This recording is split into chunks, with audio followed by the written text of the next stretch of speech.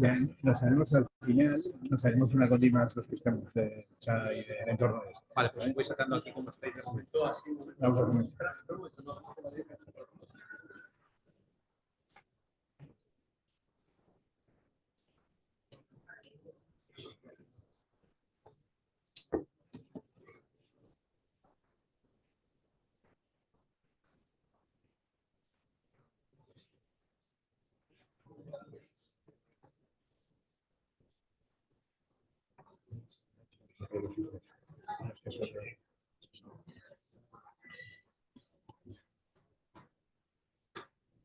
Bueno, buenas tardes.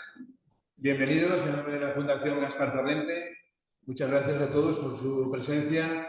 Tengo que empezar disculpando al diputado delegado de Archivos y Bibliotecas, se ve la torre, que hoy no nos puede acompañar, y que les envía un saludo a todos, como hacía siempre desde esta misma tribuna. Así que hoy, como anunciábamos en el anterior día, en el anterior coloquio, vamos a proseguir con esas dos sesiones dedicadas al periodo de la República y dictadura, franquismo, y hoy lo vamos a hacer tratando la figura de no uno, sino de dos dictadores, Mussolini y Franco, y las relaciones entre unos y otros, entre los italianos aquí en España y en Aragón específicamente. Y lo vamos a hacer de la mano de uno de los mejores o el mejor especialista en la materia con que contamos en nuestro país. Es Dimas Vaquero, buen amigo, querido amigo, incluso vecino en Cuarte, nacido en Fuentes de Ropel, Zamora, pero aragonés por los cuatro costados y aragonesista reconocido. Ha sido profesor de primaria, profesor del CEIP San Jorge de Zaragoza, también profesor asociado de la Universidad de Zaragoza de didáctica de la historia y también profesor de la Universidad de la Experiencia. Es,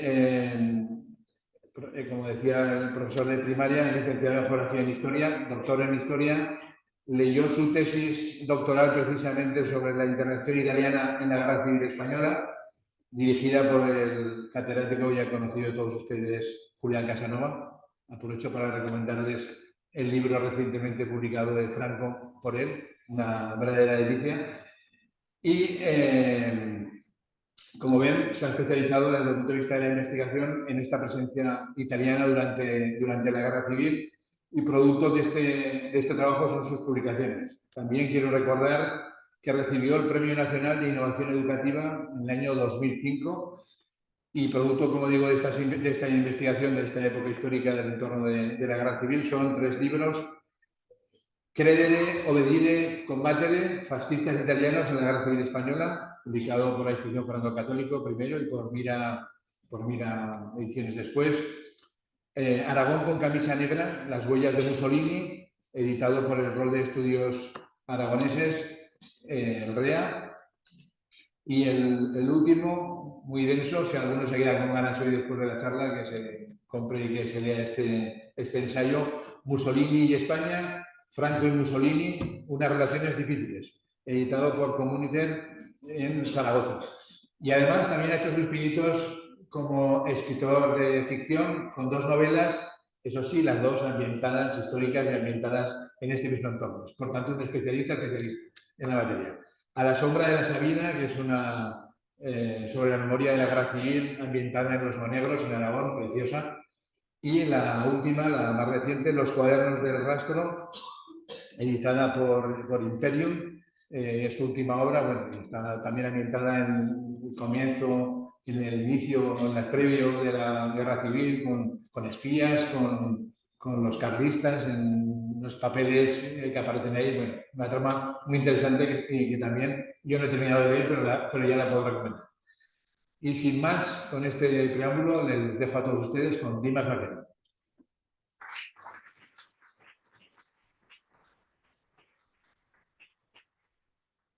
Buenas tardes. Buenas tardes. Muchas gracias en primer lugar a los que me acompañan, a todos ustedes, que ya nos hemos visto en varios cursos, porque es el segundo año que lo hago, perdón, que estoy ya con la garganta,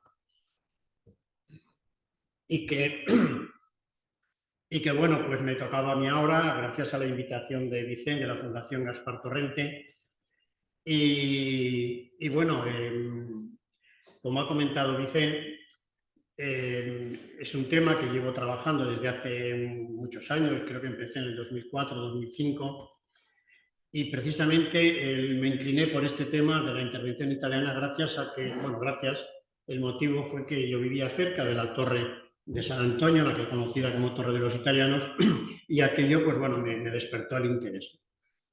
Es cierto que he hecho varias investigaciones, varios trabajos, pero el que me centra hoy, el que quiero comentarles hoy, es precisamente el que está recogido en este libro, Aragón con camisa negra, que como ha comentado Vicente, editor Rol de Estudios Aragoneses, y que es una ampliación muy completa, muy densa del paso de los italianos por Aragón. Ya digo, muy completa, muy densa, van incluso hasta los nombres de todos los caídos italianos en los diferentes pueblos donde fallecieron, donde fueron sepultados. Pero bueno, luego iremos viendo. La charla no quiero extenderme mucho, que es un tema muy amplio. La voy a dividir en dos partes. Primero la parte teórica, que es lo que voy a empezar ahora a desarrollar, y luego una segunda parte que me centraré en varias o bastantes fotografías que dan testimonio de aquello que les estoy comentando del paso de los italianos por Aragón. Espero que, bueno, pues si al final hay preguntas, hay alguna duda, alguna aclaración y las puedo contestar, pues lógicamente lo haré. Bien, cuando empezamos a explicar un tema hay que contextualizarlo en el espacio histórico y hablar de Mussolini hay que retomarse a los finales cuando finaliza la Primera Guerra Mundial, en el año 1919, cuando en Milán funda los fasci de combattimento, ¿no? los fascios de lucha en la plaza del Santo Sepulcro, y allí comienza su andadura como fascista y comienza bueno, todo un proceso que terminaría llevándole al poder o consiguiendo el poder de unas maneras poco democráticas, ¿verdad? Bien, Italia, ¿por qué surge en Italia el fascismo? ¿Por qué? Por resumir un poquito, Italia como Alemania, aunque Italia había sido ganadora, cuando finaliza la Primera Guerra Mundial, después del Tratado de Versalles, no queda contenta como se había gestionado aquello, por supuesto Alemania no, de nada, y unido a los momentos económicos que atravesaba Italia, de mucho paro, surgen unos movimientos sociales contrarios, revolucionarios, que intentan de alguna manera complacer a la gente de una manera teórica, lógicamente, de aquel descontento que había surgido después de Versalles. Bien, Mussolini, habrán oído hablar, no voy a extenderme en ello, en la famosa marcha sobre Roma, cuando poco menos que acorrala al rey Vittorio Emanuele y le nombra jefe del gobierno, ante la pasividad de las fuerzas democráticas. Bien, desde aquel momento Mussolini pone el objetivo en... Espera que paso un momentito. Vamos a ver. Fija el objetivo en España. Fija el objetivo en España, más que en España, en el Mediterráneo. ¿Por qué? El fascismo, el nazismo había entrado también con mucha fuerza en Alemania y para Mussolini el Hitler era su máximo líder, su máximo exponente a imitar, y como él quería hacer también un gran imperio y expandir lo que es el territorio italiano. Piensa en el Mediterráneo o establece en el Mediterráneo una geopolítica, una geoestrategia de extenderse por otros países del Mediterráneo, y España tenía un portaaviones en mitad del Mediterráneo que eran las Islas Baleares, que le serviría o le podía servir para ser la base de la que iniciar las diferentes salidas para ocupar o para establecerse en otros lugares del Mediterráneo. Hubo otra razón, y era el auge o el monopolio internacional, además de Alemania, que ya estaba, como les comentaba, pensando en extender su territorio, de Francia e Inglaterra, a las que veía como los grandes enemigos políticos que quería batir. Él quería ocupar un lugar preponderante en Europa, un lugar preponderante, por supuesto, en el Mediterráneo, y ve en Francia y en Alemania, como les decía, los enemigos a batir. Y luego, otro tercer factor era Máximo, un acérrimo anticomunista, y pensaba que si Francia se extendía por el Mediterráneo, el comunismo se asentaba en Francia, estaba a las puertas de Italia y podía acceder al territorio italiano. Digo que fueron con una serie de factores, de causas que determinan ese afán imperialista de Mussolini. Durante la dictadura de Primo de Rivera, ve la ocasión propicia para acercarse precisamente a España. Tiene una buena relación con Primo de Rivera, incluso con su hijo José Antonio, con el que viaja a Roma a visitarle. Y en esta relación, en estos acuerdos, en esta amistad que tenían, firman los primeros acuerdos comerciales Italia-España, España-Italia. Hacen las primeras salidas con la excusa de hacer turismo en las Baleares, hacen las primeras salidas con la finalidad de ocupar, cuando llegara el momento, las Islas Baleares. Viajes turísticos, repito, viajes comerciales también, pero el objetivo era, de alguna manera, entrar en las Islas Baleares y de ahí expandirse al resto de la península. La llegada de la Segunda República fue una gran piedra en el camino para Mussolini, ¿no? No obstante, hay que decir que no mantuvo malas relaciones con la República si exceptuamos, lo que voy a comentar ahora, los acuerdos, las reuniones que mantiene con monárquicos, alfonsinos, monárquicos carlistas, con un representante de Falange y un representante del ejército en la reunión del 30-31 de marzo de 1934, donde estos 4 representantes de la derecha española acuden a Mussolini con la idea de que en España, cuando triunfara una sublevación militar, que se venía gestando mucho tiempo atrás, cuando triunfara una sublevación militar, poder contar con la ayuda de Mussolini. Y en efecto, en esta reunión, en este acuerdo que firman a nivel particular entre los 4 representantes españoles y Mussolini, estaba que efectivamente una sublevación militar en España, un triunfo militar, iba a contar con el apoyo económico, material y humano de Italia. Hubo otros intentos también de acercarse a la Falange durante esta época, hubo otros intentos de fascistizar España con el envío nombra uno de ellos, Farinaki, pero hubo otros intentos de intentar poco a poco introducir en España lo que eran las bases ideológicas del fascismo. A través, decía, de Farinaki, pero otros intentos a través de la prensa, a través del cine, a través... Bueno, intentos varios que todos iban encaminados de alguna manera a intentar acabar con la República.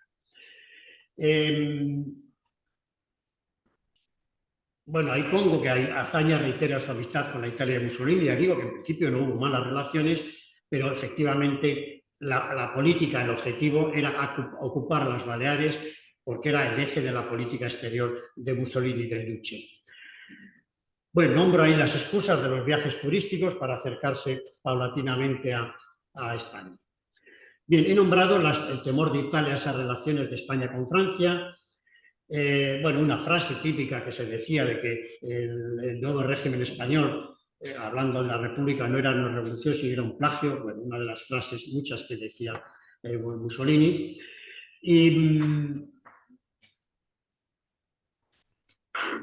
Y esto genera esa tensión paulatina de Mussolini con Azaña tras el levantamiento de Sanjurjo en el 32. Ya digo que en el 34 es cuando se produce esa reunión entre Mussolini, entre los 4 representantes españoles y Mussolini. Bueno, nombraba antes Guariglia, pero ahí tenemos, a Farinaki, pero ahí tenemos a Rafael Guariglia, que su política cuando llega a España o su misión es impedir que la República se acerque más a Francia, difundir lo que es la cultura italiana, la historia y sobre todo la ideología del fascismo. Y aquí tiene un enganche, un punto de enganche, el nuevo partido de Falange que estaba surgiendo, que estaba cogiendo impulso, fuerza en España.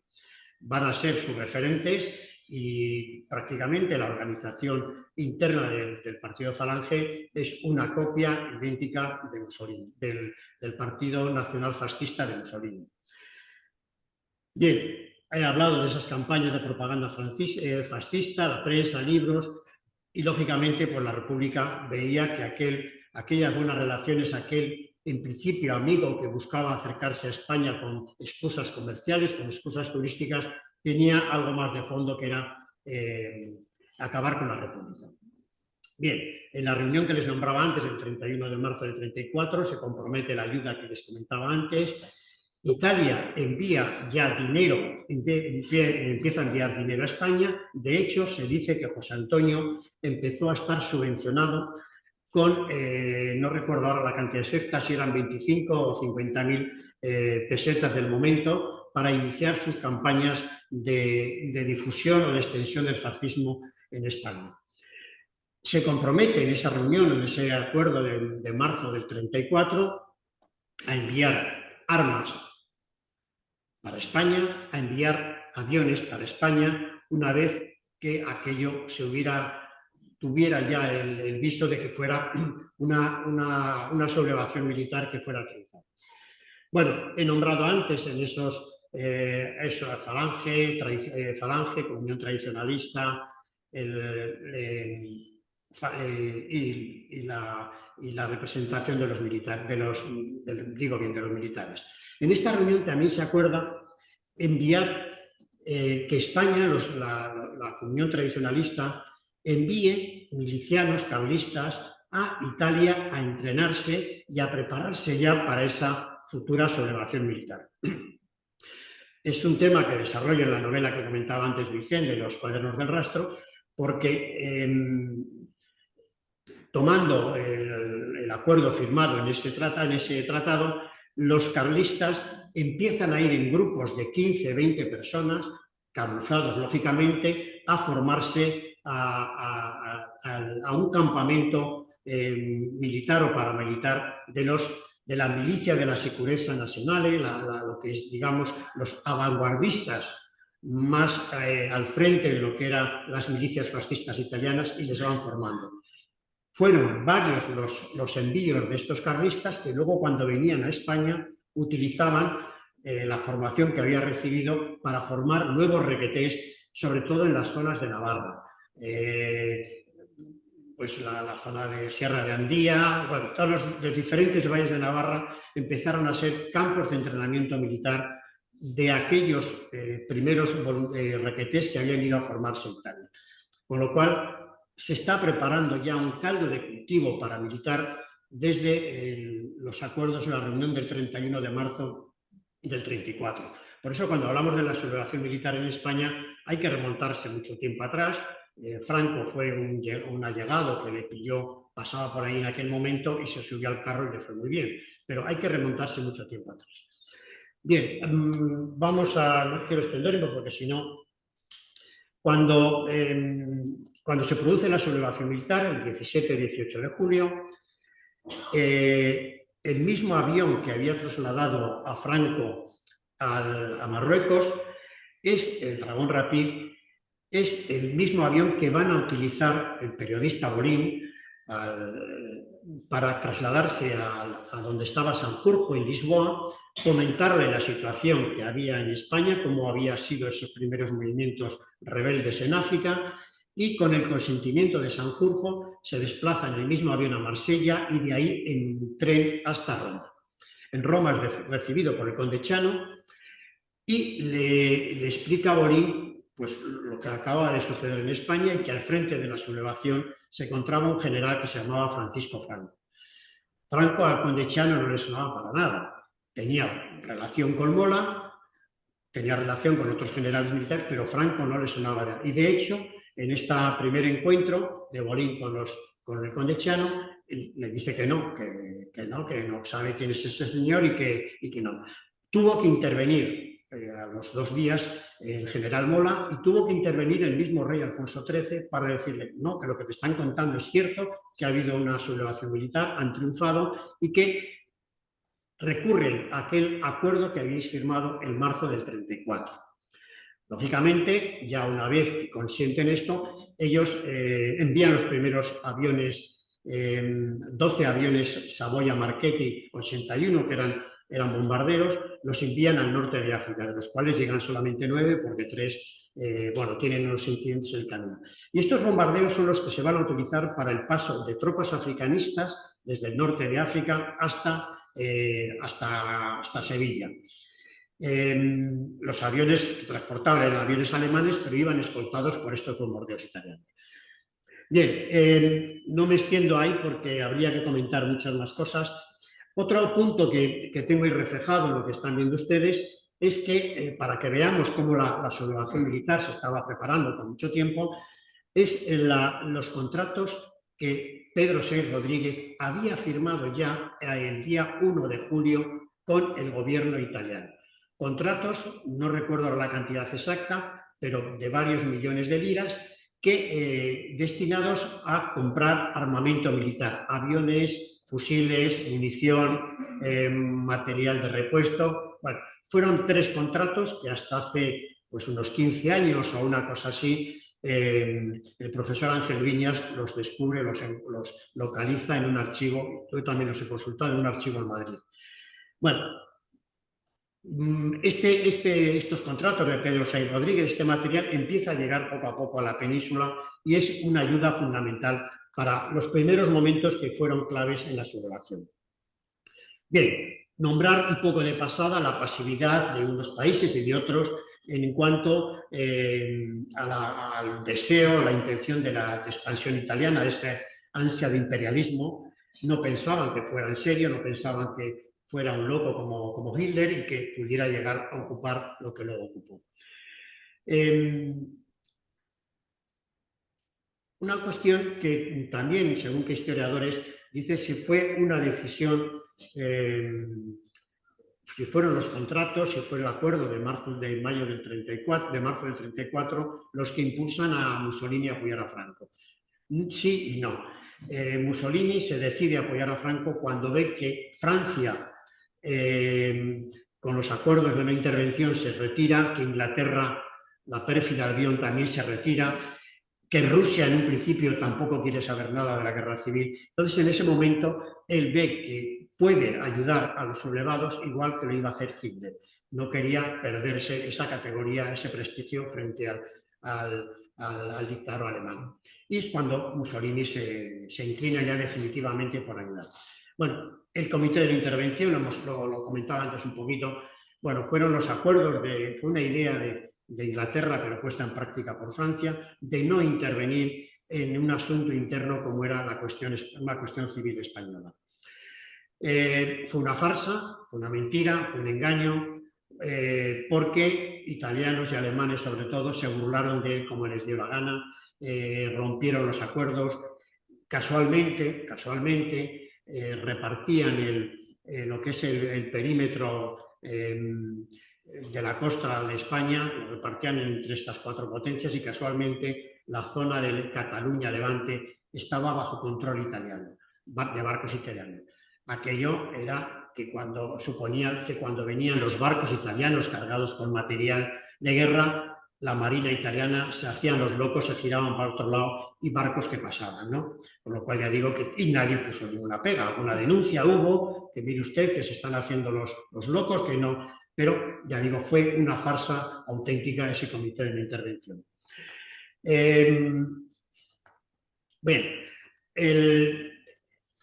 Después de esta primera ayuda italiana que va llegando, en agosto, hablo de los aviones, llegan a finales de julio, en agosto ya del 36 comienza a llegar material italiano de guerra, pequeños carros de combate, las famosas CV-33, las famosas latas de sardina, pequeños carros Scheller rápidos. Al puerto de Vigo empieza a llegar munición, sobre todo material, y algunos instructores o soldados, pero muy poquita cosa. Pero sí que van llegando continuamente a lo largo del mes de septiembre, de octubre, y en noviembre, creo que fue el 24 de noviembre, firma ya un acuerdo, un compromiso serio de entre Franco y Mussolini, por el cual Mussolini se compromete al envío de los 3.000 primeros camisas negras a España, dentro de lo que se llamaba Operazione Militar España, y crean una oficina en Roma, en Ufficio España, para que se apunten voluntarios y apoyar, como camisas negras, a apoyar la sublevación militar en España.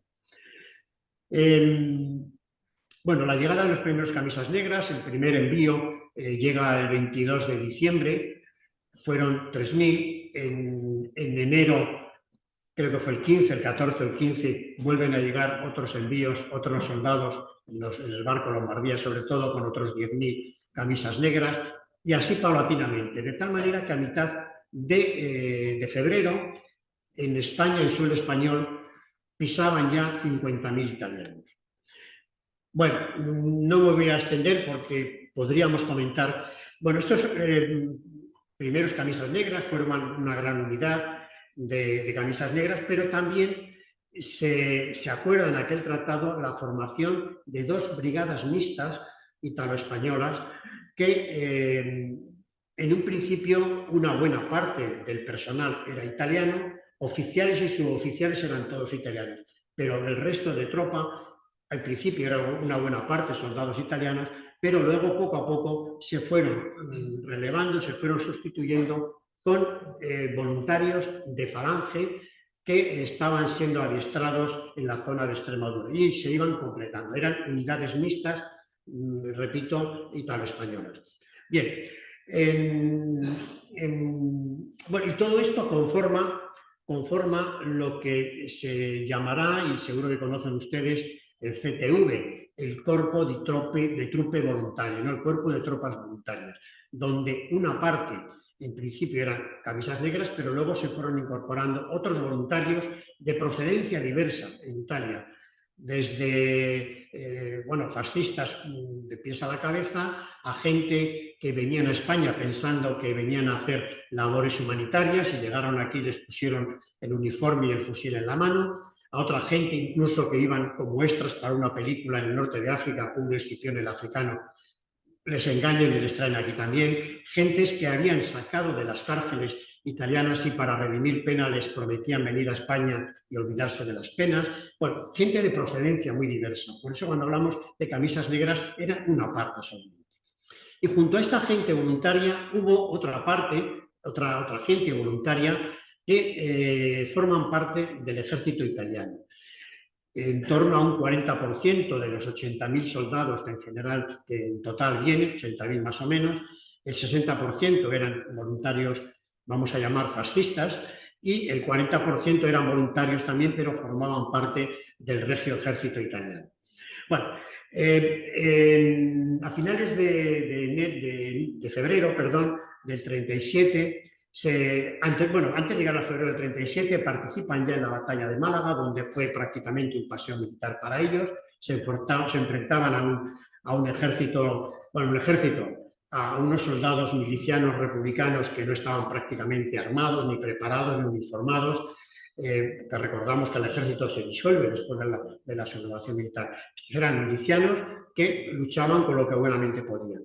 Y fue un triunfo arrollador del general de Mario Roata, que a las órdenes de Queipo de Llano ocupan la ciudad de Málaga. Y aquí se produce lo que seguro que también conocen como la famosa desbandada, cuando militantes o simpatizantes de izquierdas inician la huida de Málaga hacia Almería por la costa y son salvajemente masacrados desde el aire y desde el mar, ¿no? La famosa desbandada. Una cosita que no quiero saltarme hablando de la ocupación de Málaga fue la intervención del cónsul italiano en Málaga, Tranquillo Bianchi, que gracias a su colaboración, a su ayuda, salvó del fusilamiento, salvó de la persecución a muchos cientos de izquierdistas, acogiéndoles en el consulado italiano de Málaga. Es un personaje al que hay que reconocer, hay que darle su mérito, pues igual que hablamos de Ángel Salbriz o de otros personajes que intervinieron en la Segunda Guerra Mundial, este hombre tiene también, hay que darle este reconocimiento porque salvó a muchos izquierdistas. Bueno, paso rápidamente a la batalla de Guadalajara, que vendría a principios de marzo.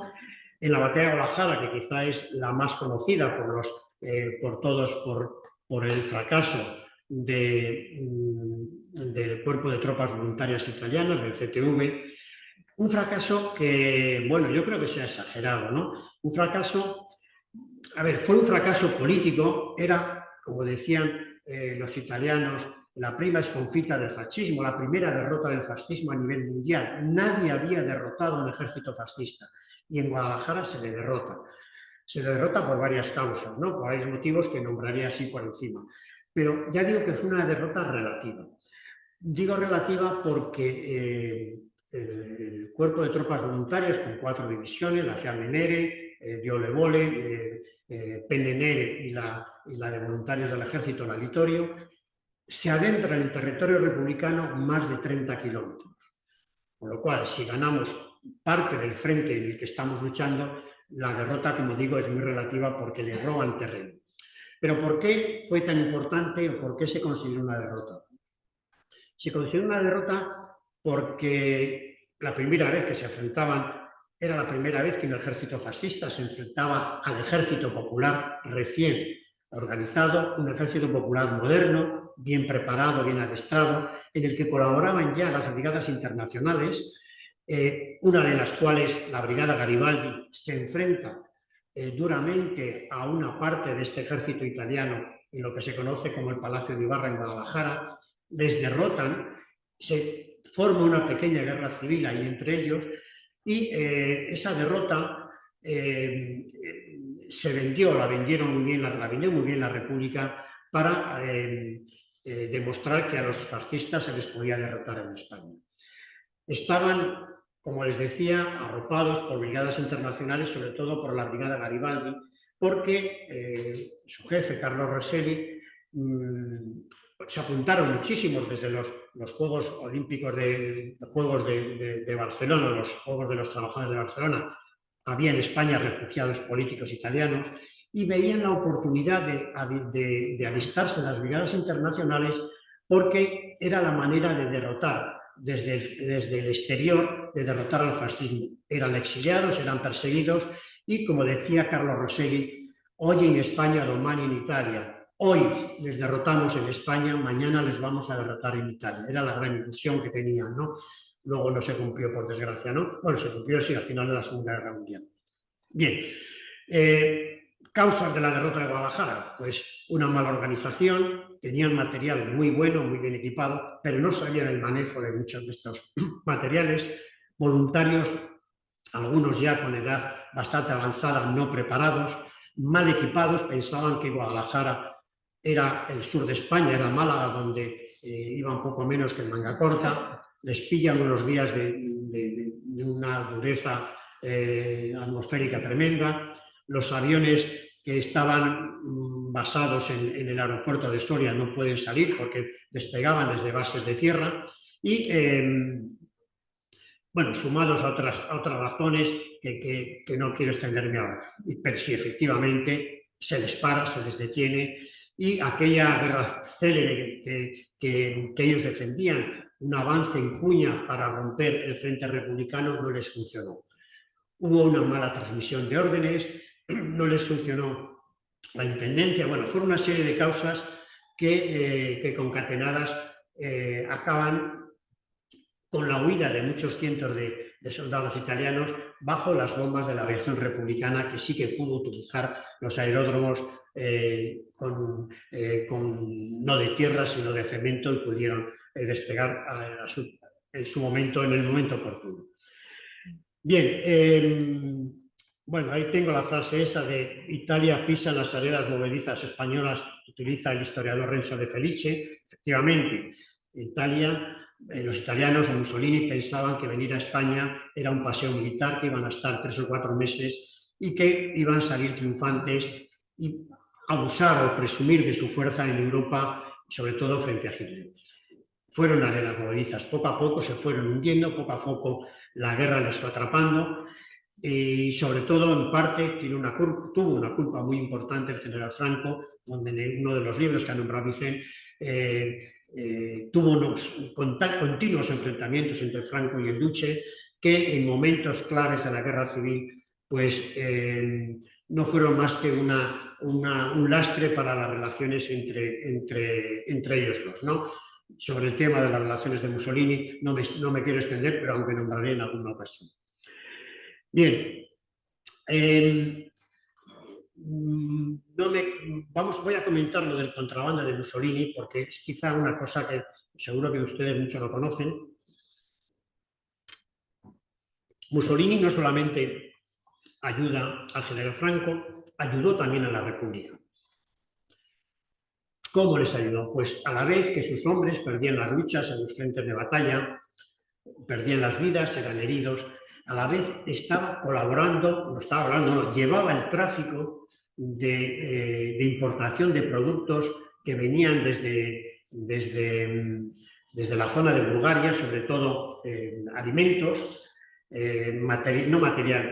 elementos que luego eran utilizados para la industria de guerra y llegaban desde la zona de Bulgaria y llegaban también desde Italia, salían continuamente barcos que llegaban al puerto de Marsella y desde allí en tren eran trasladados a Barcelona.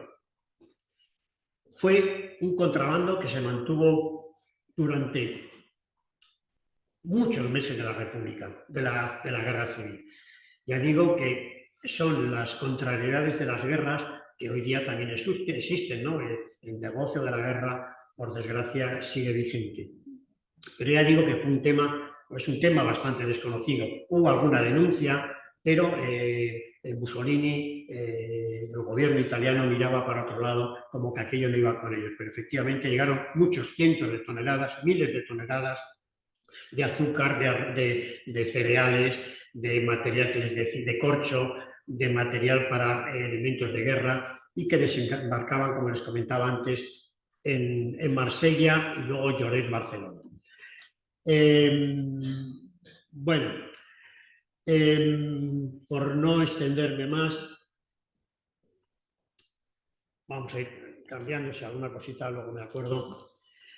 Me quedaba antes en la batalla de Guadalajara. Después de Guadalajara, que fue, como les decía, la primera derrota del fascismo, se produce una gran remodelación del ejército, de las tropas italianas, porque aquello no podía pasar como una derrota del fascismo. Y después de una reorganización participa en la batalla del norte, donde se quieren desquitar.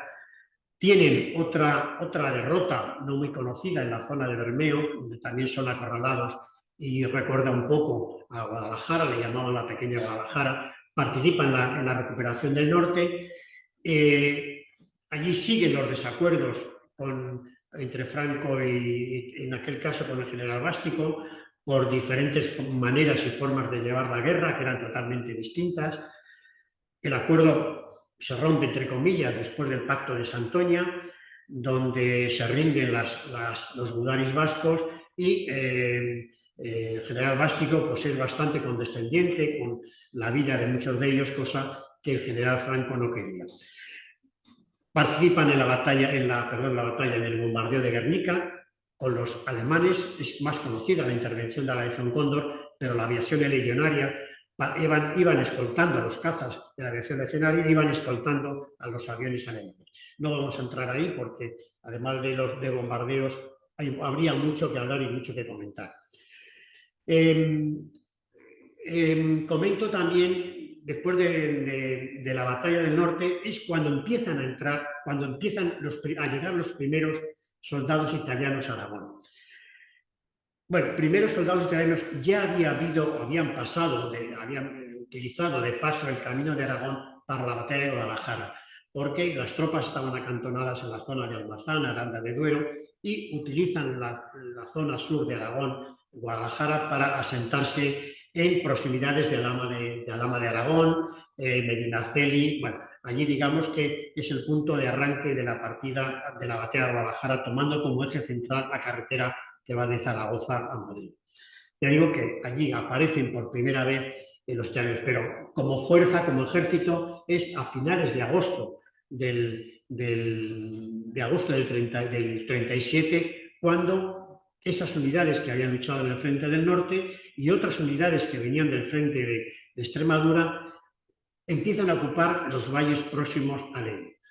El valle del Jalón, el valle del Jiloca, el valle del río Gállego, zonas donde van a estar acantonadas en infinidad de muchísimos pueblos, nombraré algunas, y por los que fueron dejando algunas huellas que luego hay testimonios que luego iré recordando, y me dejaré muchísimos pueblos, ¿no? Pero iré recordando. Estas primeras fuerzas, ya digo, venían en principio de descanso, pero surge un contratiempo en septiembre del 37, que es el ataque republicano en la zona de Sariñena, Alcubierre, y tienen que enviar, como para taponar aquel intento de romper el frente por allí, a unidades italianas. Las flechas azules, esas unidades, esas brigadas mixtas que decía antes, las flechas azules que venían del frente de Extremadura y de Córdoba, de la Sierra Grana, les envían junto con las flechas negras recién reorganizadas que venían del norte, de la batalla del norte, les envían a ocupar localidades como Zuera, Leciñena, San Mateo, Villanueva de Gállego, bueno, toda esa zona del Gállego, para, ya digo, taponar aquella. Y el resto de las tropas pues, se acantonan en la zona del Jalón, que les comentaba antes, bueno, infinidad de pueblos que luego iré comentando, alguno irá saliendo por ahí. Otra parte del ejército italiano, un poquito más tarde, se va a asentar en la zona del río Jiloca. En la zona del río Jiloca, pueblos como Burbágena, Lechago, Calamocha, Daroca, Anento, con la finalidad de descansar y adiestrar a las tropas para la que iba a ser la gran batalla de Aragón, que para mí fue clave en la guerra civil porque es el momento en que rompen el frente republicano y a partir de esa ruptura paulatinamente van a ir cayendo como en cascada diferentes puntos de resistencia republicana hasta llegar a dividir el territorio republicano en dos con la llegada al Mediterráneo, a Vinaròs, porque son los italianos los que primero mojan sus banderas, sus estandartes en el Mediterráneo.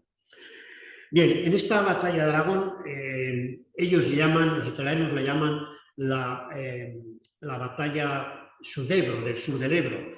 Para ellos hay dos batallas del Ebro, esta primera batalla del Sudebro y luego lo que todos conocemos como la gran batalla del Ebro, que se iniciará a partir de abril. Bueno, en esta ruptura del frente de Aragón, a la altura de Calamocha, más concretamente en un pequeño pueblecito que se llama Rubilla, por ahí rompen el frente y van cayendo sucesivamente pueblos como, el orden posiblemente no sea el que les vaya a decir, como Huesa del Común, Blesa, Muñesa, bueno, van subiendo poquito a poco hacia Alcañiz. Y en Alcañiz está lo que conocemos como el bombardeo olvidado, la gran dureza del bombardeo de Alcañiz. No solamente bombardean Alcañiz, habían bombardeado Barbastro también, pero previamente a la intervención de la infantería, mandaban por delante, como en casi todas las batallas, mandaban por delante la aviación que masacraron, utilizaron una violencia y una agresión tremendas que en el libro, si quieren profundizar, en el libro de José María Maldonado, lo describe a la perfección. Una dureza tremenda contra cualquier posible foco de resistencia o cualquier posible lugar donde hubiera tropas acantonadas. Numerosos pueblos de Aragón, muchísimos pueblos de Aragón, prácticamente algunos de ellos llegaron a desaparecer bajo las bombas italianas. En el caso de Alcañiz fue el gran bombardeo, no más incidencia, causó más muertos que el bombardeo de Guernica, pero sin embargo no tuvo la importancia que Guernica. Alcañiz no tenía el famoso árbol, ¿no? Igual había que tener ahí una sabina, ¿no? Como el árbol sagrado de Aragón, no tenía el árbol de Guernica. Y luego fue tan duro, tan violento aquel ataque que ni a Franco le interesaba presumir de que habían bombardeado Guernica, aunque fueron aviones italianos que salían de Logroño, por la dureza tan extrema, ni al ejército republicano le interesaba que aquel bombardeo se conociera dentro de su territorio por no desmoralizar a las tropas, no desmoralizar a la población y que hubiera una desbandada general. Por eso, ya digo que fue un bombardeo muy olvidado, muy desconocido, pero que tuvo una importancia tremenda. Después de Alcañiz, Calanda, van cayendo sucesivos pueblos, todos en la línea dirección a Gandesa, a Tarragona, y, como les decía antes, hasta llegar a cortar el territorio republicano en dos. Bien, otra intervención italiana en Aragón, en territorio de Aragón. Bueno, luego participan también en la batalla de Jabalambre, que no lo he comentado. En la batalla de Teruel fue otro de los momentos de discordia, de encontronazo entre Mussolini y Franco. Los italianos que estaban aquí en Zaragoza, en descanso, en reposo, estaban totalmente decididos a participar en la batalla de Teruel. Totalmente decididos porque, como decían, tenían mucho comando de estaciones. Había mucha gente ociosa aquí en Zaragoza, paseando por las calles de aquí de Zaragoza, visitando, alternando en el Maravillas, en el Gambrinus, en el Royal, en los diferentes cabarets de Zaragoza, y el tiempo de ocio estaban acabando con aquella, entre comillas, moral guerrera que tenían. Bien, ya digo que no les permiten participar la infantería. Participa y de manera muy activa la aviación legionaria. De manera muy activa. Fueron decisivos en los momentos claves de la batalla de Teruel, pero solo la aviación de Guasano. El resto de tropas no. Sí que participa en la batalla de Levante, como les comentaba antes, participa en otra batalla con una intervención también muy dura, que es la batalla de Jabalambre, y eso ya en los intentos de cercar Valencia y de acabar con el gobierno republicano que estaba ahí. Una última intervención italiana en territorio de Aragón se produce entre el Ebro y los Pirineos, en el avance hacia Lérida, Serós, dirección a Tarragona, si digo bien, Barcelona, y que en ese recorrido la resistencia no era ya, porque la República estaba prácticamente ya decadente, el ejército republicano estaba decadente, pero aún así todo dejan un reguero de muertos considerables que ocuparon grandes cementerios. Digo grandes porque el de Fraga, por ejemplo, pues ocupó a varios cientos de soldados italianos, aunque muchos de ellos se habían venido de otros lugares. Pasan a Serós y son los que, cuando llegan a Barcelona, son los primeros en llegar a la ciudad de Barcelona, pero Franco, como luego había hecho en otros lugares, les desvía el recorrido para que no sean ellos los primeros en entrar en Barcelona y sean las tropas nacionales. Otra de las cuestiones que enfrentan a Franco y Mussolini. Y de hecho en Barcelona entran primero los nacionales, pero venían detrás de los italianos. Bueno, sí que continúan por Cataluña en dirección ya hacia Gerona, persiguiendo a los que salían huyendo hacia Francia. Y después de Cataluña, aunque ya no toca el territorio de Aragón, viene la intervención italiana desde la provincia de Albacete en dirección a Alicante. Y son los italianos los que ocupan las últimas posiciones republicanas. Recuerden aquel bando de guerra del día 1 de abril, hoy de ser el ejército derrotado, el ejército rojo, las tropas nacionales han ocupado las últimas posiciones republicanas o algo así. Fueron los italianos. Pero ocurrió algo parecido a lo que pudo pasar en Barcelona, que cuando llegan al puerto hay un enfrentamiento, unas discrepancias entre italianos y nacionales por defender a los cientos, a los miles de republicanos que buscaban la huida, la salida hacia el exilio en barcos, hacia Francia, el norte de África sobre todo, y que hubo algunas refriegas, algunos muertos, y que gracias también a esta intervención italiana se evitó una masacre. Numerosos barcos aquí esperando, el Estambul y otros barcos que iban trasladando paulatinamente estos soldados italianos. Bueno, esto es un poco el complejo bélico de los italianos en Aragón, pero hay otras cuestiones que voy a comentar un poquito de pasada y luego pasamos a ver las diapositivas porque veo que el tiempo se me apodera. Bueno, antes ponía en una diapositiva el pago de la deuda italiana. Fueron en torno a 9.000 millones de euros, una deuda que durante la guerra se empezó a compensar con el pago de minerales, algunos minerales que se llevaban a Italia para industria de guerra, y que cuando finaliza la guerra firman un contrato, un acuerdo de 25 años, terminó en el año 67, por el que España debería pagar aquella deuda. Hubo un gesto, entre comillas, generoso de Mussolini, que les perdona el 40% de la deuda. ¿Qué generoso Mussolini? No. Les perdona ese 40%, pero a cambio de que en la Segunda Guerra Mundial aquí hubiera bases italianas, utilizaran los puertos, utilizaran los aeropuertos, el espionaje italiano estuviera metido aquí en España. No sé si han leído ustedes el libro de la italiana que está ambientado en la bahía de Algeciras. Bueno, cómo utilizaban el espionaje, cómo utilizaban la bahía de Algeciras para destruir los barcos ingleses que estaban ahí amarrados. Bueno, la industria italiana se empezó a extender a España, empezó a abrir industrias nuevas aquí en España, aseguradoras, bueno, infinidad de industrias a cambio de aquella condonación de la deuda que había parecido tan generosa. Otras huellas de Mussolini aquí en Aragón, pues voy a nombrar, veremos luego alguna foto. Antes he nombrado el Sacrario Militare, que luego hablaré un poquito más, pero, por ejemplo, el colegio, lo que es el Colegio de los Padres Agustinos, fue el hospital italiano por excelencia durante toda la Guerra Civil. Había habido un hospital italiano en Sigüenza, se fue ampliando en la zona de Zumaya cuando sube la batalla hacia el norte, se amplía más en Sobrón, en la zona de Álava, tenían otro hospital en Valladolid, pero el hospital fuerte, potente, el que mejor dotado estaba, con un equipo quirúrgico impresionante de médicos especialistas en prácticamente todas las especialidades, se establece en el Colegio de los Agustinos, que había sido ocupado primero por Falange y luego por los italianos. Luego veremos alguna foto de alguna imagen de la utilización del colegio.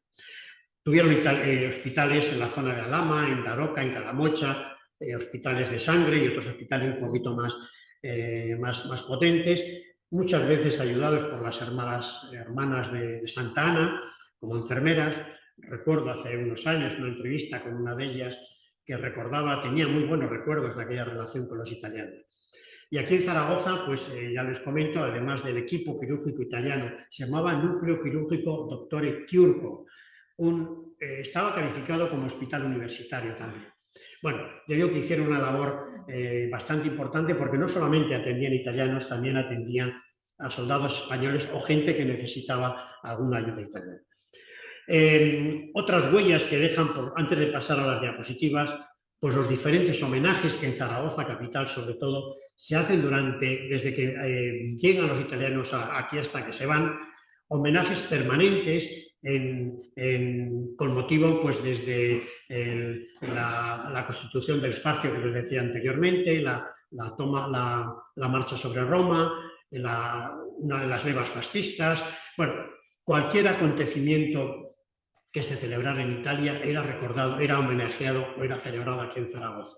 De tal manera que muchas calles de Zaragoza, además de los desfiles de falangistas y tradicionalistas, era prácticamente un patio de armas de desfiles continuos y permanentes de soldados italianos.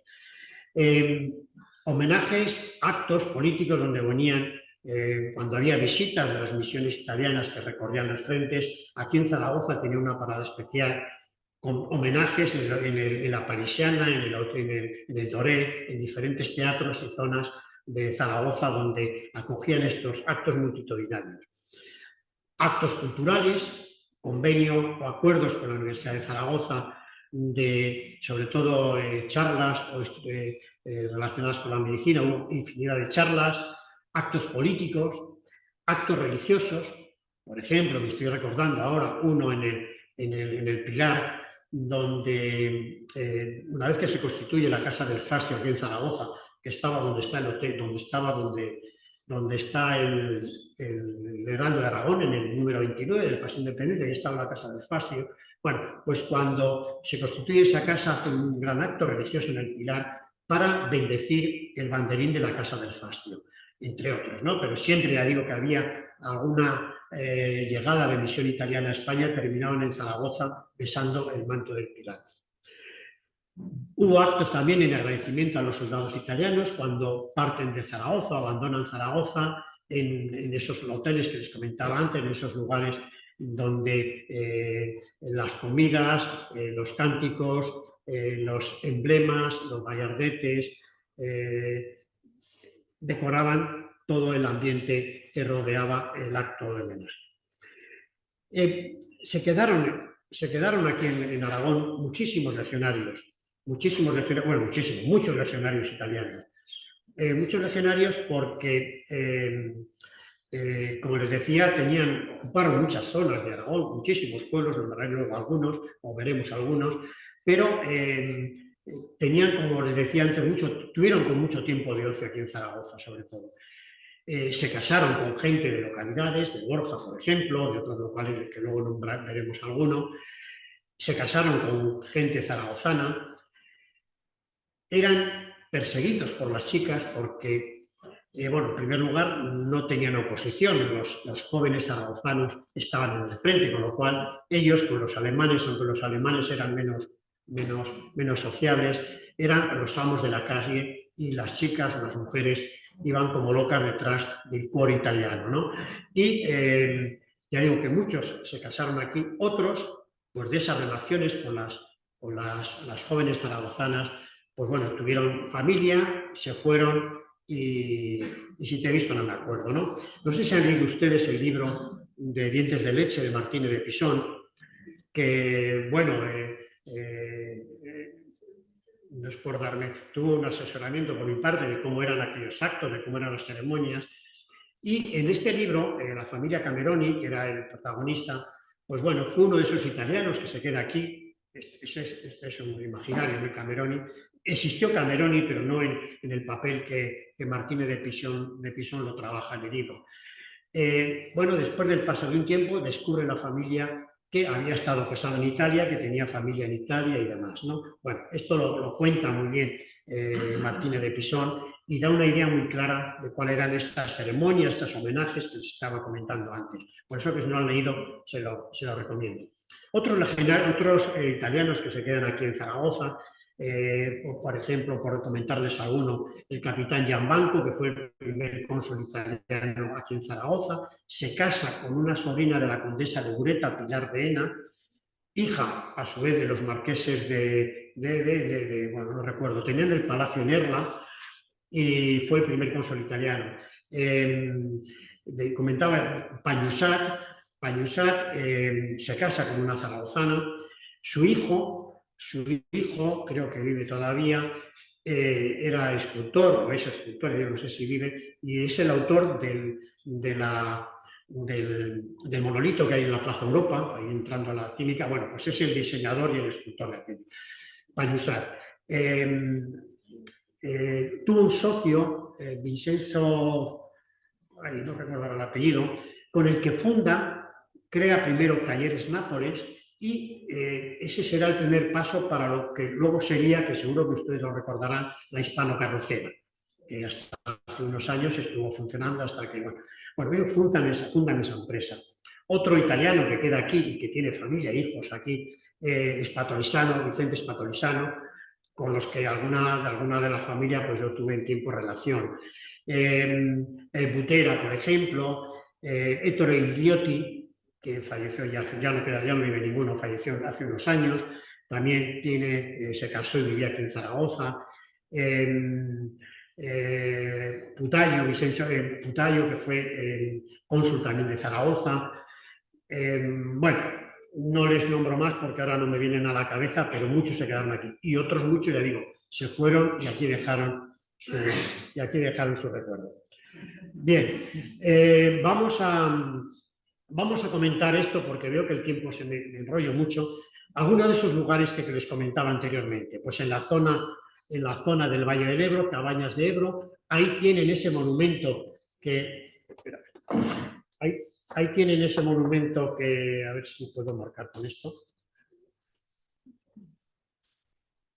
Sí, bueno, aquí tiene este monumento que desapareció hace unos años cuando remodelaron la plaza, pero bueno, es un monumento. Esto que marco ahora son las tres fascios, los tres hachas, los cortes del hacha, ¿no? Es un monumento pues, en recuerdo pues, de los soldados italianos que habían fallecido. Aquí es el acta de inauguración y, bueno, fue, ya digo, destruido y en su lugar existe ahora esta placa de la República Italiana puesta en el año 93. Borja, junto con Gallur, fueron dos localidades con mucha presencia italiana. En Borja estuvo asentado un destacamento de mecánicos, eran civiles, pero fueron militarizados. Era un destacamento de mecánicos pues, para tener a punto los camiones con los que hacer el reparto de víveres, de suministro de munición, y fue muy activo y estuvo situado en el Santuario de la Misericordia, que seguro que conocen muchos de ustedes, y en otros lugares próximos, pero ahí sobre todo estuvo. En Borja, recuerdo, volvemos a lo que comentaba antes de las relaciones entre italianos y españolas, tres de ellos, mejor dicho, que están ahí la foto, está aquí la foto aquí abajo, se llegan a casar con chicas de Borja. Uno de ellos, Urbani, luego tuvo en Borja, creo que el hijo sigue todavía con el negocio, los nietos, una tienda de electrodomésticos o de venta, y sigue todavía el hijo. Yo hace unos años estuve con él, creo que iba todavía. Y luego está otro italiano, Violi, que es el que tenemos aquí, se casa también en Italia. Cuando termina la guerra civil se va con su mujer a Italia, él muere en la Segunda Guerra Mundial y su mujer regresa de nuevo a Borja y fallecería, me imagino. Y otro italiano era Carreri creo que se llamaba, que también se casa en Borja, tuvo una panadería y yo ya no sé, bueno, cuál fue el destino de aquella, pero bueno, esta gente volvió de nuevo mantuvo la familia, digamos. Bueno, en Magallón, como pongo en la diapositiva, estuvo un centro de comunicaciones muy importante, en la casa pongo ahí de Pérez Ispé, y bueno, una cosa que tienen los italianos, tenían y tienen, yo creo, que es el homenaje que hacen siempre a sus caídos, ¿no? Por Italia las calles están llenas de recuerdos de placas a caídos, un sentido de la muerte que yo creo que aquí no lo tenemos, y un homenaje. Bueno, pues en los entierros montaban esas pequeñas capillas mortuorias, fotografiaban, tengo fotos, fotografiaban a los muertos, ¿no? Como un homenaje, ¿no? Para tenerles presentes luego en la posteridad y demás. Bueno, este es el descenso de la capilla de la iglesia de San Lorenzo de Borja en el entierro de este soldado italiano. Nombraba antes Gallur, antes de que se me pase. Gallur tuvo una importancia tremenda. Gallur hubo un aeródromo militar italiano de tierra que fue el centro de formación de pilotos de caza y al que también acudían pilotos de la Legión Cóndor que estaban en la base o en el aeródromo de Tauste. Pero ahí se formaron varias generaciones de pilotos de pilotos españoles bajo la formación de los monitores italianos. Por eso Gallur fue bombardeada muchísimas veces por los republicanos, pues primero por los puentes, el puente de comunicación de un paso a otro, pero sobre todo por la presencia de este aeródromo italiano. Bueno, Alagón, otro de los lugares también próximos al Ebro. Hubo tres lugares importantes, uno en una casa a la entrada del pueblo, que no tengo aquí la fotografía, otro en el Palacio de la Replaceta Virto, que es este que les marco aquí ahora, y luego otro en una plaza junto al castillo, la iglesia del castillo creo que se llama, donde tenían el campamento, el cuartel de mando. En Alagón todavía es fácil ver estas fotografías que yo les muestro aquí. Esta en concreto está en la casa esta que estaba a la entrada que creo que pertenecía a la Confederación Hidrográfica del Ebro, donde estas fotos las hice hace unos años, no sé si siguen todavía. Bueno, aquí hacen un recuerdo pues, al caudillo, a Franco, viva la Italia, esto que pone aquí abajo. Dentro de este palacio de la Replaceta Virto están todavía, estas sí que están todavía, porque el año pasado las vi, estos grafitis, credere, obedire, combatere. En la parte superior era el lugar de los dormitorios de algunos de los soldados y todavía son visibles, ¿dónde va esto? Y todavía son visibles pues, los lugares donde dormían. Un pequeño cartelito, en este caso Conte Guido, pero repartidos en lo que sería la falsa, ¿no? Otra de las inscripciones que hay dentro es esta frase, esta palabra que hay aquí de Mussolini. Y aquí dos fotos, bueno, el yugo y las flechas con los facios que les perdón, que les estoy hablando de una foto que no ven ustedes. Es que no me va esto. Bueno, lo de combatere, credere, obedire y combatere, que les decía antes, la foto de los farcios con el yugo y las flechas. Y esta de aquí abajo formó parte, esto no está, formó parte de un altar, un homenaje a esos caídos que habían muerto allí en Alagón. Uno de ellos murió, por cierto, ahogado. La foto de las que estaba antes hablando y pensaba que veían ustedes es la de la Replaceta Virto, donde les comentaba que en la falsa estaban alojados en parte de los soldados que allí había en Alagón. Y esta otra foto está sacada de un libro donde es el cuartel general de la 23 de marzo en Alagón. La foto que veían anteriormente formaba parte de esa. Esto estaba justo a la iglesia, al lado de la iglesia del castillo, creo que se llama. Bueno, cambiamos de valle y vamos al valle del Río Gállego. En Peñaflor, ahora no sé cómo está, hubo un entierro de soldados italianos que hasta hace poquito colocaban flores aquí, porque hubo también soldados de las brigadas mixtas, algunos eran españoles, ¿no?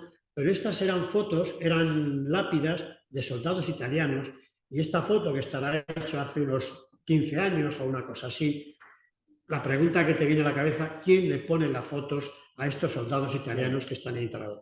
Pues lógicamente algunas de aquellas chicas, aquellas novias que tuvieron allí, ¿no? Bueno, estas son imágenes, ya digo, Peñaflor. En Montañana lo mismo. Villanueva de Gállego, en una nave agrícola, estaba las paredes casi, bueno, no llenas, pero hay numerosos grafitis. Uno de ellos es el emblema de la División 23 de marzo, un emblema, un eslogan fascista que se ferma e perduto, hay que moverse, no se puede no parar, la firma de Mussolini que poníamos antes al principio, una ametralladora, y aquí debajo de Mussolini, donde les marco, eso está pintado de negro.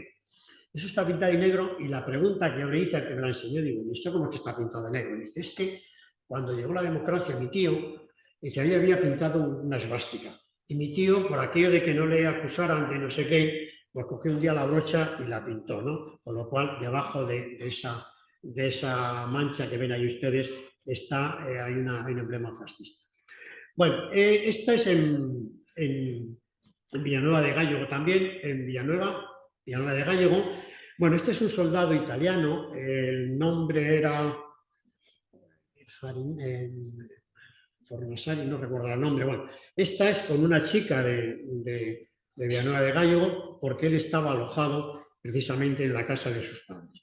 Y ahí, no lo ven ustedes, pero se lo voy a leer, son las instrucciones que recibían cuando ocupaban un pueblo. Los oficiales se alojaban en casas que eran obligados a ser alojados allí, no había oposición por parte de los ciudadanos, del dueño de la casa, y la soldadesca, los soldados, en campamentos o en pajares o en...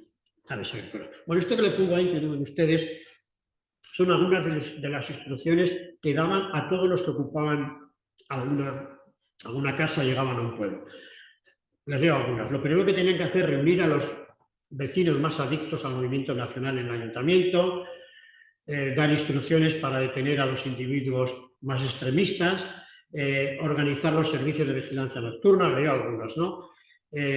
Obligar a que entregaran las armas de guerra que tuvieran o de caza que tuvieran en esos lugares, dar orden para que con toda urgencia sea limpiada la iglesia de la población, posiblemente a ser posible al día siguiente, porque, como saben ustedes, para poder celebrar una misa de campaña, algunas de las iglesias fueron utilizadas como almacenes. Dar orden para la limpieza, o sea, dar instrucciones para la limpieza y el orden en los cementerios, en algunos de los lugares, proceder a quitar aquellos rótulos de significación marxista que den nombre a algunas de las plazas o calles de la población. A la Plaza Mayor se le pondrá el nombre de Plaza de España y a la calle principal, calle del General Franco. Y una de las calles principales de entrada a la población, Avenida Flechas Azules. Invitar al pueblo a saludar a las fuerzas nacionales, a los oficiales y jefes y a la bandera simbólica de la patria. Bueno, digo que son algunas de las instrucciones que se emiten para la ocupación de estos pueblos. Bueno, hay un pequeño diario de Virginio Fornassari, no es este señor, que cuenta un poquito cuál era la vida en San Mateo, en Villanueva de Gállego. Es pequeño, pero tiene una información muy, muy importante y nos da un poco la idea de, este era un oficial, de cómo vivían en aquellos lugares. Bueno, San Juan de Mozarrifar, lo que es la papelera Navas, fue ocupada por el CTV, el Cuerpo de Tropas Voluntarias, y allí hubo una unidad, un batallón de trabajadores bajo las órdenes bueno, un batallón de trabajadores primero, pero luego fue un campo de concentración. Allí pasaron más de 4.000 detenidos, ¿no? Y en los primeros momentos estaban al mando de italianos, que ellos fueron los que hicieron este camino que marco aquí, que de Villanueva de Gállego le llama la calzada Merzalar, que fue hecho con prisioneros de esos campos de concentración bajo las órdenes de los soldados italianos. Este camino, ahí se ve de tierra, pero debajo de la tierra todavía estaban las losas, piedras que empedraron el camino y que todavía se puede ver. Bueno, Valle de Jalón, me dejo algunos pueblos, ¿no? De esa zona. Valle del Jalón, acelero que voy mal. Valle del Jalón, ahí pongo algunos pueblos, Alagón, Grisén, bueno, Alagón está más en el Valle del Ebro, Borja, Gallur, que he nombrado, en fin, algunos de esos pueblos que les nombro. Esta foto que tienen aquí está hecha en Morés. Creo que está todavía en una casa, allí muere un soldado italiano, Orsini, y le dedican un pequeño altar que está, creo que está todavía en la plaza de... Bueno, Morata de Jalón, el cuartel, el palacio de Morata, tiene parecido al de Aragón que les comentaba antes, pues grandes recuerdos de la presencia italiana que creo que todavía se conservan. ¿Ven? El emblema de Credere Obedire Combattere, con la falange, Hitler, Duce a noi Franco. Duce a noi era una expresión fascista, como que Duce sálvanos, Duce acuda a nosotros cuando te necesitemos. Bueno, ahí se fundó el regimiento de artillería que pongo ahí de flechas verdes, y hubo en los cerros próximos, hubo una unidad, creo que se llamaba Monte Santa Bárbara, un puesto antiaéreo que tuvo una importancia también tremenda durante la batalla de Levante.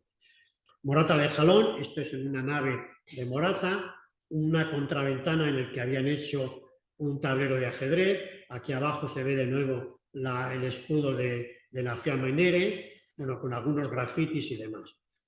De la operación Sudebro que les nombraba antes, aquí tienen el orden de batalla, no sé si se ve perfectamente, bueno, la orden de batalla de las 4 divisiones que rompen el frente de Aragón. Aquí la división marroquí del general Yagüe, la italiana del cuerpo de tropas voluntarias con Berti a la cabeza, el ejército de Galicia con el general Aranda y el ejército de Castilla con el general Varela. Bien, aquí, en el segundo por la parte superior, está el orden de batalla de la división Vittorio de las flechas, de la flecha 23 de marzo y la división de flechas. Bueno, y más detallado, pues dentro de esa orden de batalla, cómo se repartían pues, las diferentes unidades de carro, la infantería y demás, que no vamos a entrar ahí. Bien, más fotografías de lo que fue la batalla de Sudebro, la primera batalla del Ebro para ellos, que no vamos a entrar aquí. Bueno, vemos aquí un poquito esos pueblos que les comentaba antes, Rudilla, por donde rompen el frente, dónde estaban asentados y cómo rompen el frente y van avanzando. Mapas del avance de la batalla del Ebro, que son muy curiosos porque vienen fechas, y bueno, aquí los diferentes días, cómo van avanzando y demás.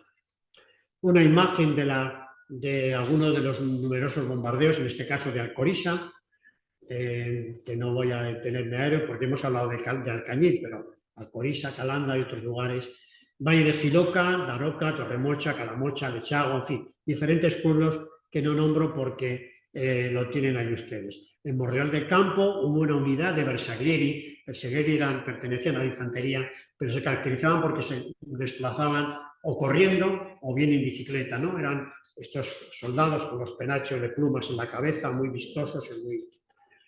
Bien, Lechago, hace 8 o 10 años inauguramos porque me invitaron, esta misma fotografía que la hizo Michele Francone.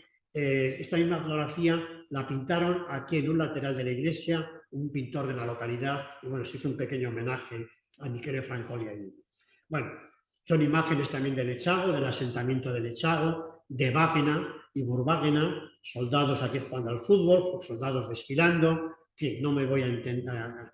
En Alcañiz existe todavía el cementerio italiano, si no lo han desmontado, con esta cruz que ven aquí ustedes, y que hay una cosa muy curiosa en Alcañiz, se la cuento, porque voy mal de tiempo y me dicen me va a reñir. En Alcañiz ocurrió una cosa, ocurrió en otros cementerios, pero en Alcañiz era muy curioso. Ibas al cementerio de Alcañiz, veías, no hay ningún italiano enterrado, ¿no? Pero sí que las cruces de aquellos italianos las reciclaron. Entonces tú vas allí y ves una tumba de una señora de Alcañiz que por un lado pone el nombre de camisa negra tal de la división 23 de marzo, fulanito de tal. Y por el otro lado, la cruz reciclada con el nombre de la señora o el señor que utilizaron aquello. Bueno, imágenes del bombardeo de Alcañiz, imágenes también de grafitis en Calanda, de fotografías en Huesa del Común, en Muñesa.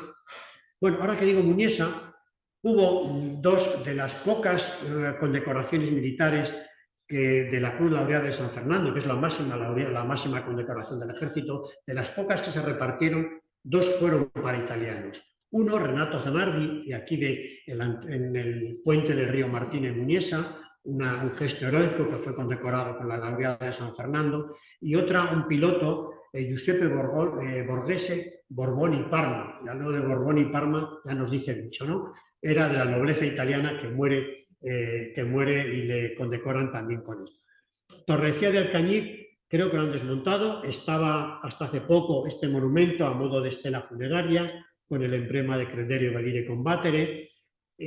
Las tumbas, o sea, las cruces estaban, pero lógicamente estaban vacías. Bueno, Valdealgorfa, creo que existe todavía este monumento que vemos aquí, idéntico al de Alcañiz y a uno que hubo aquí en Zaragoza. Bueno, diferentes cementerios, Castelserás, Calaceite, Maella, todavía hay algún resto de esos italianos que pasaron por allá. Esto es en Fraga, que ya no está. Había proyectos de un cementerio, de un monumento, pero no se lleva a cabo, pero sí que esto hasta hace unos años estaba. Un mapa del recorrido italiano por las tierras de Aragón en dirección a Cataluña y una frase de agradecimiento al general Franco. Bueno, el frente de Levante, que no vamos a entrar ahí. Bueno, más imágenes de Castelserás, más imágenes del labranza del frente de Levante, que no vamos a entrar. Bueno, esto aparece en Teruel, cerca de Sarrión, por ahí por Teruel, el cementerio de Sarrión, que sigue todavía con esta, ahora lo veremos, con esta placa en el cementerio, todavía está ahí, aún se puede visitar. Más mapas del frente de Aragón. El Duce Anoy, aquí está grabado en una piedra, en Manzanera, está grabado con la bayoneta de un fusil, está grabado allí. Bueno, Zaragoza, el convento de los agustinos, que les decía antes, el Augusto, que fue un regalo de Mussolini aquí en la ciudad de Zaragoza, algunas imágenes del convento de los agustinos, del colegio de los agustinos, con los pasillos utilizados como lugar para las camas y demás, más imágenes del colegio de los agustinos con el equipo médico principal. Este señor que tiene aquí abajo era Ernesto Boto, era un piloto, pierde una pierna, le operan aquí y le ponen una pierna de hierro, y el nombre de su unidad, le digo que era piloto, le empezaron a llamar Gamba di Ferro en homenaje a Ernesto Boto, ¿no? Bueno, imágenes de Zaragoza, del cementerio que hubo antes del sacrario militar italiano, y aquí ya el sacrario, la torre de los italianos, que si me dejas, Vicente, me extiendo un poquito, 5 minutos termino. Bueno, la torre de italianos se empieza a construir en el año 40-41, aunque se inaugura, la piedra oficial se coloca en el 42. Actualmente son 42 metros con 60 centímetros. El proyecto era con unas cruces que iban arriba, en lo alto, en la terraza, de 80 metros, con lo cual se quedó en la mitad. Y se quedó en la mitad porque Mussolini pierde la Segunda Guerra Mundial y se corta la ayuda económica del gobierno italiano de Badoglio. Se paralizan las obras y tienen que vender, bueno, era un complejo que formaba la iglesia, la torre y una residencia que ahora es el Colegio de los Padres Capuchinos. Tienen que vender la residencia para rematar o dejar medianamente curiosa la torre, que es lo que vemos actualmente. Bueno, hay una virgen ahí a la entrada, la Madonna di Bronsino, que viene del cementerio del Puerto del Escudo de Santander. Les comentaba, antes se podía visitar, ahora desde hace un tiempo para acá no se puede porque hay un proyecto de remodelación, de hacer un pequeño museo, no sé cómo quedará aquello, pero ahora no se puede visitar, pero sí que había visitas guiadas hasta hace poco. Podríamos hablar de la construcción, del tipo de construcción, una construcción muy expresionista, típica de los cementerios italianos en el Alamén y en otros lugares de España, del norte de África y de Europa después de la Segunda Guerra Mundial. Bien, lo que hay dentro de la torre pues son 2.800 soldados italianos actualmente, aunque mueren 4.000, en torno a 4.000, pero 2.800. Unos 1.000 fueron llevados a Italia cuando se desmantela el cementerio del Puerto del Escudo, de la pirámide. Y aquí hay 2.800. Bueno, ven aquí esta placa, bueno, están todos recordados, y están recordados porque fue una condición para rematar lo que es ahora la torre. A la entrada pone la Italia tutti sui caduti, Italia a todos sus caídos. Fue una condición, que se recordara a todos los caídos, fascistas y brigadistas. Y de hecho están recordados todos, tanto en estas placas como en otra placa general que hay donde solamente están los brigadistas. Enterrados hay 22 brigadistas, el resto son soldados de Mussolini. Y están enterrados de la siguiente forma. Se quita esta placa y aquí aparecen estas arquetas, como ven ustedes, de zinc, que fueron traídas de diferentes cementerios. Alguno de ellos llegó hasta ser enterrado hasta 5 veces, ¿no? Con lo cual no sé lo que quedará, pero que hubo diferentes traslados. Y en las plaquitas que ven ustedes aquí, pues viene el cementerio, a veces viene el cementerio de procedencia, viene si fue condecorado con alguna medalla, viene si era brigadista internacional. Bueno, hay diferentes informaciones. Esta es la placa que recuerda a todos los brigadistas que les decía antes. Bueno, una pequeña exposición que había, que ya hace tiempo que está cerrada. Esta es la bendición del fascio, cuando se inaugura la Casa del Fascio del Guión, que inauguran en el Pilar. Aquí tenemos a un canónigo, Santiago Guayar. Bueno, esta es una madrina de guerra, que era muy común con los soldados italianos, aquí rezando en el cementerio de Torrero a uno de los soldados a los que ella amadrinaba. Me he dejado muchas cosas, porque solamente con lo de la batalla del Ebro tendríamos para hablar un par de días, pero no quiero cansarles, y Vicente ya me está mirando ahí un poquito. Así que, bueno, si hay alguna pregunta, muchas gracias y espero que les haya gustado.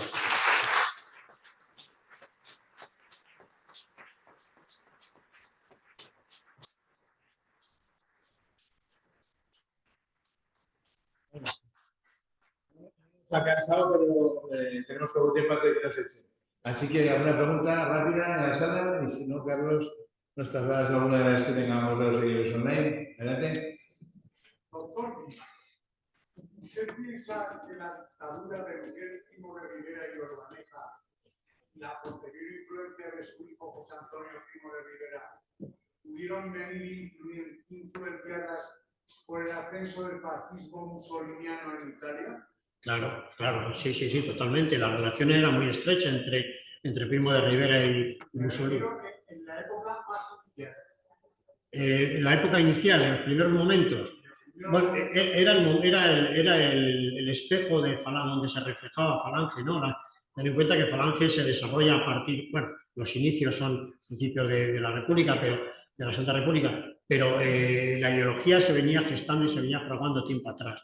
Él cuando viaja con su padre a Italia, toma ejemplo, toma nota de cuáles eran los ideales del fascismo en Italia. De hecho, copia desde el saludo a la romana hasta la organización interna del partido, es la que traslada él aquí a Falange. Lógicamente, la influencia fue total y quedó marcado por aquel viaje a Italia. Y como comentaba antes, incluso en los acuerdos aquellos de marzo del encuentro, la Falange es subvencionada con dinero italiano. O sea que sí que sí. Muy bien. ¿Alguno más? Pues, Carlos. Muy bien, pues bueno, hay alguna cuestión, casi más comentarios. Bueno, decir, por ejemplo, Dimas, que, bueno, que ha sido una disertación dilatada. Nuestra amiga Elena de la distancia dice que se ha quedado con ganas de más. O sea que, bueno, la verdad es que, bueno, muy interesante ilustrativa charla por aquí. Y bueno, si Ángel, por ejemplo, hace un comentario que voy a leer casi en su totalidad. Si lo recupero un segundito, disculpen. Se me queda un poco. Sí, bueno, nos dice. Vale, perfecto. Bien, estupenda conferencia, por supuesto. El orador ha comentado que varios carlistas tradicionalistas que apoyaron el golpe de Estado del 36 fueron adiestrados por los fascistas italianos. Ahora, los cuestiones.